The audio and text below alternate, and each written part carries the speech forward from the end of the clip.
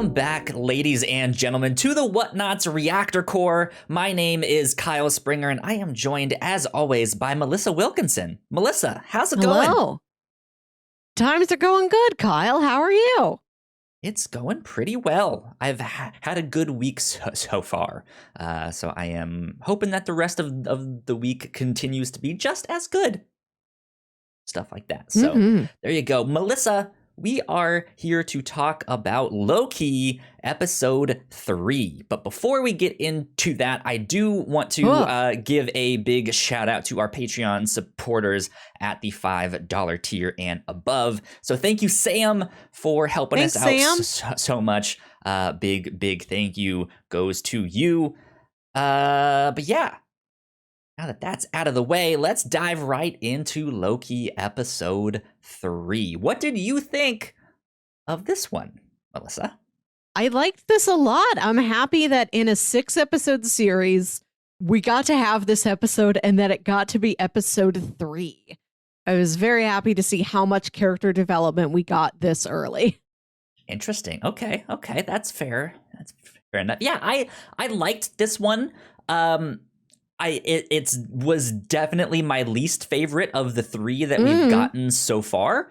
It did feel like a major change of pace to me, which kind of threw me off. But I guess if there's only 6 of these that we're getting, I guess this is like the start of Act 2, right? So there should naturally be some kind of change of pace or stuff like that. And yeah, we did get some good character moments. We did learn a little bit more about Loki as well as Sylvie, the lady Loki there. And I think despite the more like action that was happening in this, I think I love the chemistry between Tom Hiddleston and Owen Wilson so much that I felt like this was kind of boring in comparison.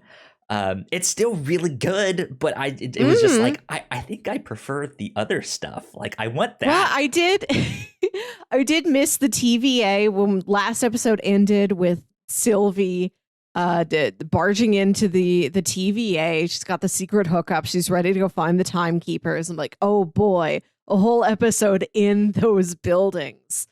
So instead, no, we're on some distant rock planet.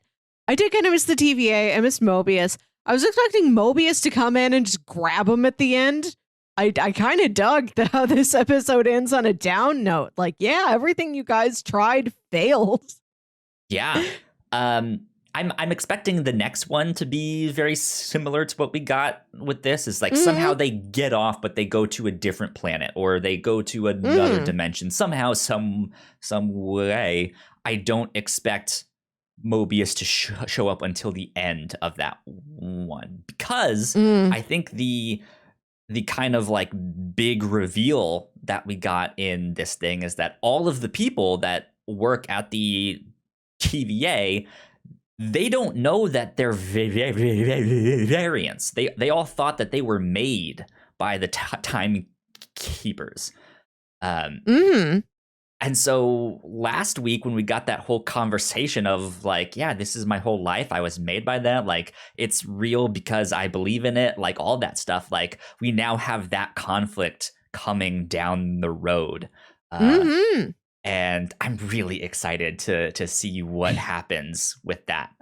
And didn't I don't know how you read that or not, but when I saw that scene and he like Loki was like, wait, what do you mean they're all variants? They don't know that. Like on one hand it was like he senses this impending conflict, right? Of like I'm gonna have to tell them and let them know, and that's gonna break Mobius's heart because the stuff that he put all his faith in is kind of a lie, or at least part of it is enough to like maybe start him on this like what is really going on thing. But you can tell he's also still super excited to like get back to him. Like we need to tell him this is big. Like we can help him out. Like he's genuinely starting to care about Mobius. So there you go. Didn't Sylvie say that TVA, I think her designation was like C-20 or whatever it was. Didn't she say that she flashed back to, like, she took her back to a memory from before she joined the TVA? Like, I think the verb there was joined. It doesn't seem like maybe the TVA like grabbed people, like they took them, like they kidnapped them, brainwashed them. I imagine if that had been the case, that's what she would have said. She doesn't have a high view of the TVA. So I'm wondering. That's a good point. Yeah. Like, yeah, how much like of this maybe was this is them joining up on their own and then having their brains wiped, or who knows? It reminded me of Men in Black when Agent J joins Men in Black. They erase his entire history like he never existed, so he has no temptation to go back to that life. Yeah, and I'm wondering if the TVA does something similar, but they also erase your own sense of your history. So you really don't have any reason to go anywhere else. And maybe that's something that people, maybe they do volunteer for, maybe they don't. But it seems like there is some sort of, I'm basing all of this off of a single verb that I'm only like 85% sure is what she said. I didn't have time to go back and watch that again. I've just sort of been pondering on it all day. Yeah, it seems like maybe the TVA could be something somebody would volunteer for in some circumstances. And yeah, we don't know. We don't know what the case is.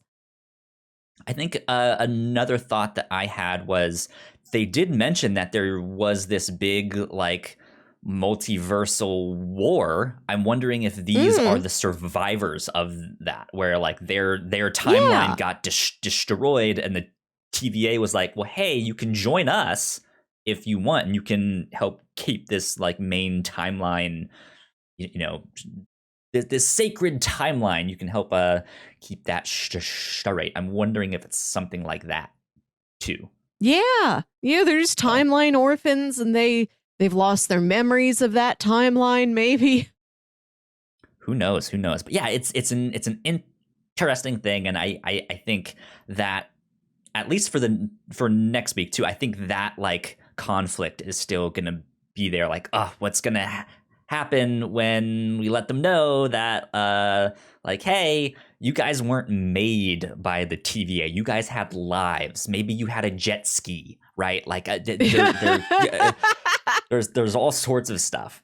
I mean, maybe that's why he's so fascinated with them, of like he has this like nostalgia for them because he used to be a champion jet skier or something, right? Who knows? Yeah, but he used to just be a Captain Ron teaching people how to jet ski out on a beach. Yeah, or I mean, I don't know. There's so much you can speculate with that I'm excited to see all of that stuff. This one, I felt like was a little bit more of a character piece of just like, let's get to know these characters. And though we got to see a lot more of Sylvie, I still don't think we know much about her. But what's your thoughts on Sylvie right now? Yeah, it seems like she's from, we don't know exactly where in her life she branched off from Loki. If it's a similar story where she was born of the Jotunheim and taken in by Odin and Frigga, but then it seems like she's so, it's not clear what at all she shares with Loki in the past besides, I also have magic. It didn't seem like she's like, oh, I had a Frigga and I lost her super young. You got to have your Frigga for a while longer. Did she have one at all? Yeah, we still don't know much about her, but they do seem to have this connection, right? Like there is this. I don't want to say they're buddy yet, because they're obviously not. But there is this like fascination with one another, right? Yeah. Just like, you're supposed to be, how did you make that work? How did you, like, no, we need to do it this way. No, we need to do it that way. Like, why do you keep thinking we need to attack when we can just like walk in there and say hi, you know? I'm the thing that I think baffles me the most about her is what her plan is. That is the thing that I Yes. feel like is starting to maybe crumble and fall apart in the show. Like I know there were some things with WandaVision that we all got hyped up for, of like, oh, it could be this or it could be that guy showing up, and then it just never happened, and it was just like, oh, okay. And then same thing with Falcon and Winter Soldier, but like not as much, right? There were a few things it was like, okay, well, left a little bit to be desired, and I'm wondering if that's going to be the case with her plan. Because it doesn't really seem like she has much more of a plan than like, let's destroy the TV, or at least like let's cause chaos. Like and she wanted to kill the timekeepers, and it's not clear if that is if it was a symbolic killing, if she thought they had committed something unjust and she wanted to prove a point and set the record straight. You'd think she would have told that to Loki. She doesn't say anything.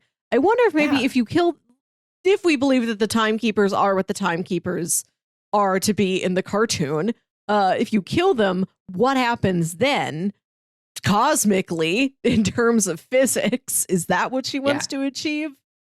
It's not clear what her goal is, what her motivation is. We're still pretty fuzzy. And it's weird to me that she wouldn't use, because she says, she wants to kill the timekeepers, and then Loki wants an audience with them.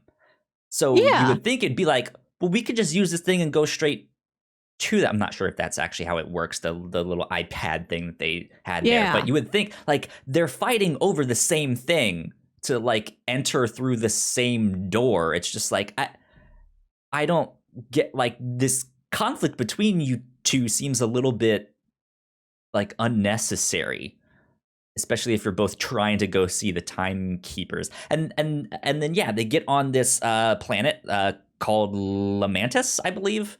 Or Lamentis. Lamentis, not Lamentis Mantis, 1. Mentis.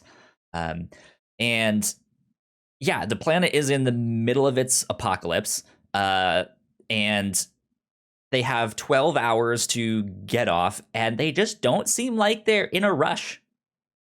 They're just like walking around and like. Well, they're trying to get somewhere. I don't think there's a method by which they could rush. But they could have stolen some transport, whether it be a car or a speeder bike or an animal or something, and they just like, nah, let's walk. And that train is moving. That thing is going so fast, and they have to get from like one small town to a big city. God knows how. Like, you would think there would just be a little more of a sense of urgency in that, and then there's not really. And then after, when I think when the train explodes, or the thing that's supposed to get people off explodes, they have this like heart-to-heart conversation where they're just sitting down and talking and staring off in the distance, and it's like, you guys have like 6 hours left. Move! What are you doing? Go do something else. Like, don't just sit here and roast marshmallows. I don't know. Like, it just like this one felt weird to me, the way it played out. I liked it. I understand. I think it was written really well. We got some important bits. It just seemed strange to me. We put a lot of hard work into the shows that we make, and yes, we make multiple different shows here at the Whatnauts, and we'd love it if you would check them all out.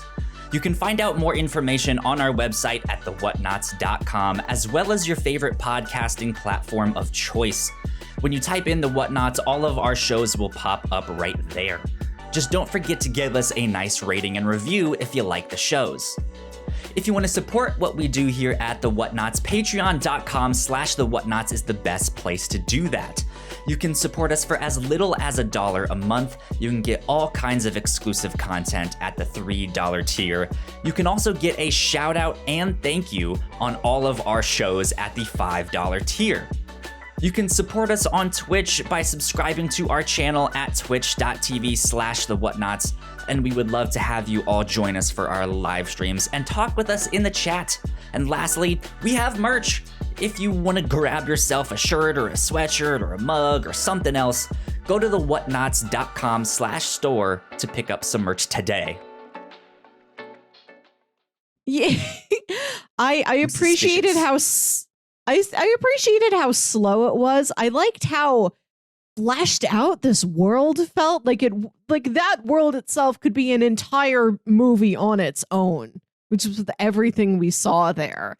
I liked how detailed that was and how it started characters walking through it on their way to something else. I think that's a strength of the show. I liked the slower tone. Especially once they got on the train where there's nothing else they can do besides just like be on the train. Well, they could have then we tried get to find a power dinner conversation because that's what they needed. I guess, well, were they going to find the outlet on the train, or were they going to take the train to get to the big arc ship and then that was going to be their outlet? It wasn't clear. I was assuming that was the arc ship, and it was just like going to town to pick people up, and then it's gonna fly once away. It had them all, it was gonna but I guess that was maybe a train to take everyone to the arc thing, but they made a big deal about tickets, which I know they do on trains, but like this seemed like an extra level of importance to be like, hey, if you don't have one or you don't have the right one, you can't be on this to just get to the space where where the actual ship is supposed to be. So that's why it was, I was just like, that seems like the actual ship. And then they sat down and was like, hey, fireworks, let's drink another, which was a great callback to Thor 1. So like I liked those character moments though, right? When they start digging into like, what was your mom like, and stuff like that. Like those moments are so good, and like just make the whole show that, and I'd be fascinated. Just be like, yes, like let's just wax poetic on what it's like to be in the Marvel universe and what religion is and all that stuff. Yeah, right. Yeah, I would take the sort of odd context of the episode in that it's supposed to be like a slow down, we're on the road buddy comedy piece, but it does have this apocalyptic background that seems like the pace should be going faster. I'll take that odd juxtaposition to get the conversations that we get between the both of them, where they talk about the past princes and princesses that they have loved and how they've never found anybody that they've really loved, and they're not sure if they understand what love is. Yeah. That's great stuff. Sylvie did mention a postman. Yes. Were you thinking what I was thinking when she said that? I was thinking about the postman from Eastview. I was thinking that was Stan Lee. Because he was the postman in what, Avengers Infinity War, right? Is that the one? Oh, you mean Mr. at the end of Steak? Civil War where where he's the yeah. FedEx man. Yeah, I don't know. Like they that's an idea, sure. Confirm it, right? But it's just like, we've seen him as a postman. We've seen him talking with the Watchers. Like like there's maybe a chance that like there is this magical being that is Stan Lee that survives all sorts of apocalypses and multiverses and stuff like that. So no, I thought about the postman from WandaVision. Okay. The most recent postman we've seen. The one that we know is still alive out there. And like of all the silly things to connect this web of TV shows, it's like, do we know who Jimmy Woo's the guy in the witness protection program was? No, we don't know. But that weird mailman who's just sort of around, just seems like he's just sort of background weirdness among the whole town. Yeah. In love with Lady Loki. Their paths crossed once. Star-crossed lovers. I would love if she was connected back to a character that mundane. Yeah, that'd be really funny. Let me ask you this. Do you think all of this is in Loki's mind? Do you What, think like a Jacob's Ladder scenario? I haven't really seen that movie, so I don't really know the scenario that you are referring to. But her whole thing, right, is that if like there's certain people that she can enchant and like she can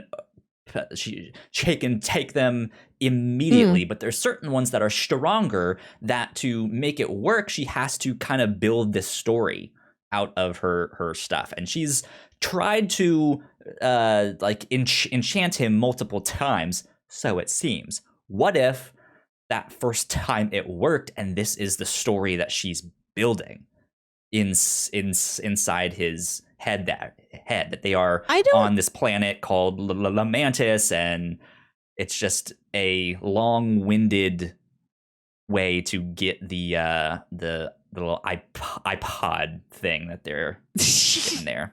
I don't think so, because what she does to C20 is that she takes her back to this favorite old bar. They're sitting there drinking margaritas, they're eating chips and stuff, like they're having a good time. And I think she says, I have to take them back to a comforting old memory. She wouldn't take Loki to a place he's never been that is under a stressful situation. She'd take him back to Asgard or something. That's a good point, but I'm wondering if Loki is just that much more of an adversary, because again, she said like most of them I can just manipulate, and it's like instant, right? I can take control, or as we saw, like put them in this memory that they're at this restaurant and stuff, and maybe I can get some information from them. So it's possible. I don't think it's true. But yeah. I saw some people online mention that like, hey, there is a possibility that this is a tale being spun by this new enchantress, Lady Loki. Sylvie. I understand the potential to spin a tale, but I don't think this is the one she would spin. I don't think this is the place she would take him. Yeah. Especially if he doesn't know the planet, right? Yeah. So, I don't know. Yeah. Interesting thought. Let me ask you about Loki himself. How do you start? Are you starting to see him get back to the Loki we know from the rest of the movies? Do you think he's learning new things? What's your thoughts on him there? He is definitely softening up a lot, and I think seeing his mom die it did a lot for him. He just goes through so much of the arc of Thor: The Dark World in a very concentrated time, learning to look back with some regret, or at least some humility on his past, and look upon the people he has known with more fondness. Yeah. It was nice to hear him talk about love, especially because that's an angle we've never covered with that character. I think he might have been like casually flirting with some people like at the arena in Ragnarok, but like that's it. So to hear him talk about, in general terms, princes and princesses he has loved and things have never worked out, that was a nice facet to add on to that character. Yeah. I enjoyed seeing him kind of let loose. But it just goes back to like, was that really the time to let loose? Probably not. But I enjoyed that I got to see that, and that like, yeah, when he wants to relax and have fun, this is what he does. Like he drinks and he sings songs and he entertains, and it's an interesting side of him that I don't think we've seen yet. Yeah, and they're in that train car full of all these rich people, and like he's not going around like picking pockets or whatever. Like he's not a criminal in this time. He's not doing anything mischievous. Like he's singing, like he's getting drunk and singing, which I guess is mischievous, but it's mischievous at like no one else's expense, because it seems like the people around him, those who aren't suspicious, they're entertained. Absolutely. Let's see. I think the next thing that I wanted to ask was, I guess, looking forward, we have half of the show left. What are you still hoping for? What are you expecting? Has your expectations changed? now that we've gotten No, half of it? It is interesting to see how long we may be in this setting. Like I said, I thought this might have been like, this is the plot of this episode.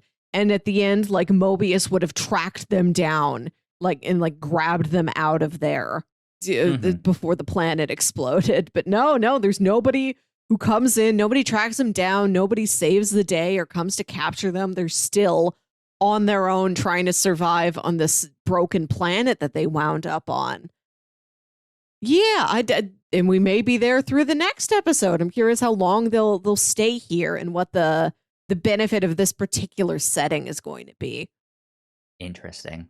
Yeah, I have a feeling next episode we'll get a couple different settings. Maybe the chase nice. will be back on because we still have yet to see President Loki. Yeah.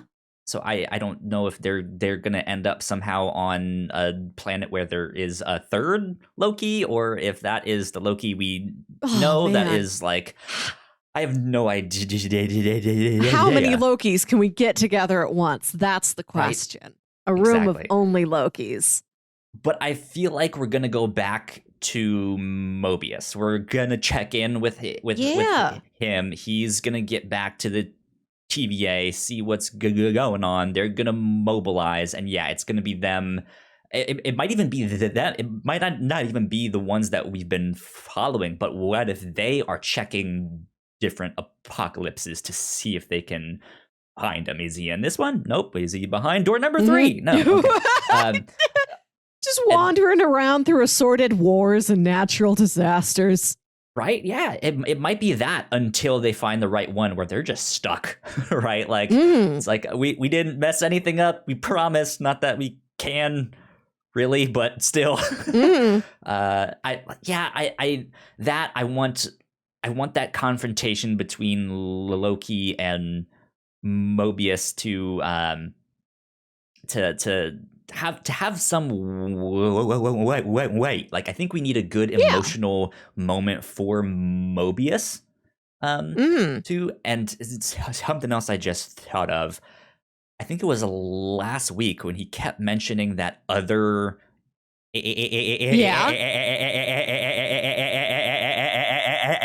that other analyst. It could have been past versions of himself. And he just doesn't know it. And that he's like, because he kept being like, who's the other analyst? Like, I know you're hiding someone. And like, Renslayer has this secret that like, hey, you guys are all variants or something. She might not know. But yeah, I want to see that. Yeah. I just want to know what's going to happen with these timekeepers. Like, what are they? Who are they? How tall are they? That's my question. What do they do on Tuesday nights when they're bored? I mean, are they Snoke tall or are they hologram Snoke tall? Yeah, absolutely. Well, I think that's about it for our thoughts on episode 3 of Loki. Melissa, where can the people find you on the internet? You can find me on Twitter and Instagram at Wilkywit. That's WILKYWIT. And listen to my other podcast, Saturday Morning Obscurities. Go. If you guys want to find me, I'm at Yo Kyle Springer on Twitter. If you guys want to stay up to date with all of the shows that we do here at the Whatnauts, we are at the Whatnauts on Twitter. So go like, share, subscribe. You guys know how to do all of that stuff. We will be back next week with Loki episode 4. So be on the lookout for all of that. And if you are joining us here on Twitch, it's Whatnauts Wednesday, so I will be playing some video games shortly after this stream, so stick around. But with that, we will get out of here for the Reactor Corps. Until next time, goodbye! Bye!